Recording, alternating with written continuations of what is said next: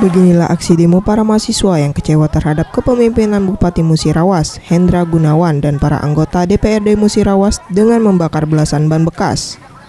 Aksi bakar ban bekas yang berlangsung di area Jalan Lintas Sumatera, tepat di depan kantor Bupati dan DPRD Mubas, sempat menuai perhatian para pengendara yang tengah melintas.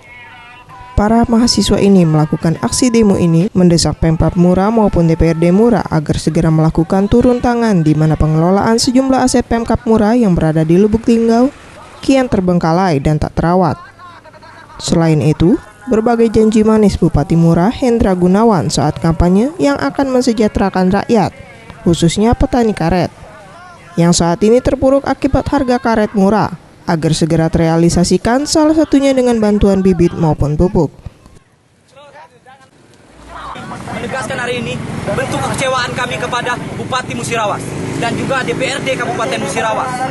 Setiap kali seluruh gerakan dan mahasiswa maupun pemuda mengadakan aksi, mereka tidak berani menemui. Ini bentuk kekecewaan kami pada hari ini membakar ban. Berpuluh-puluh ban kami bakarkan, bentuk kecewaan kami. Matinya birokrasi pemerintah Kabupaten Musirawas.